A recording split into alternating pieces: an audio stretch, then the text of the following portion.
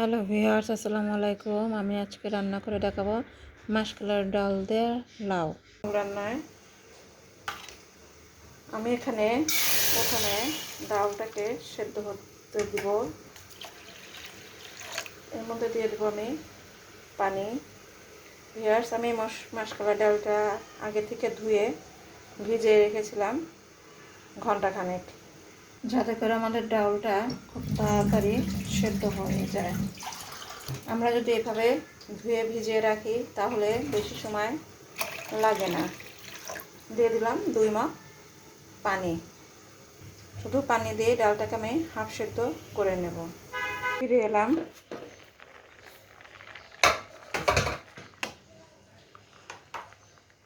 ডাল আমার হাফ সেদ্ধ হয়ে গিয়েছে।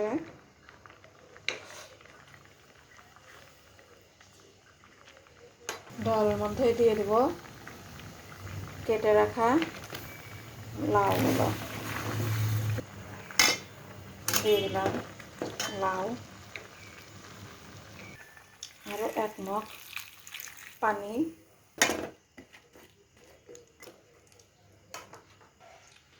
লবণ সব পরিমাণ মতো দিয়ে দিচ্ছি। হাফ চামচ আদা বাটা,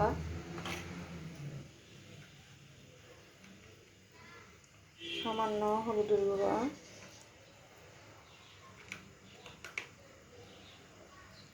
ধনিয়া গুঁড়া,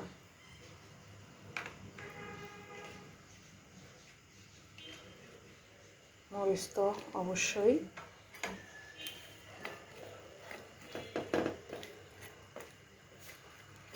এই উপকরণগুলো দিয়ে ভালোভাবে মিশিয়ে নিয়ে ঢেকে দেব 10 মিনিটের জন্য।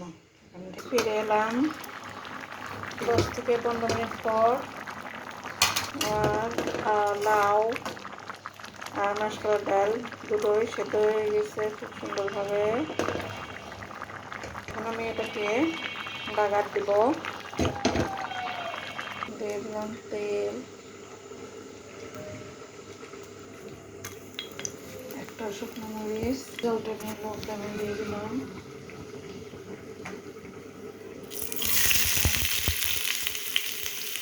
পেঁয়াজ, রসুন কুচি।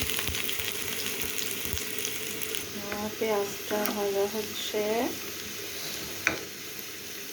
এখানে মাসকলাইর ডাল, লাউ, সেই জন্য আমি 5 ফোড়ন বা কালো জিরে ব্যবহার করব না। এখানে দিয়ে দিলাম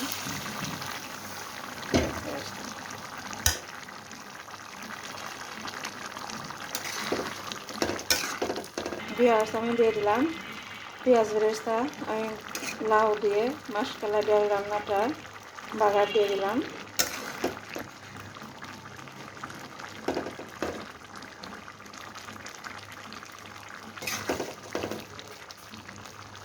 আর শীতের দিনে এই লাউ দিয়ে মাসকলাইর ডাল রান্না খেতে অসাধারণ লাগে।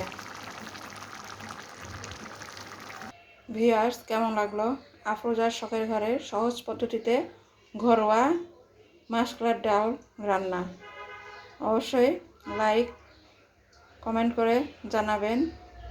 আর আশা করি সাবস্ক্রাইব করে আমার পাশে থাকবেন। ধন্যবাদ।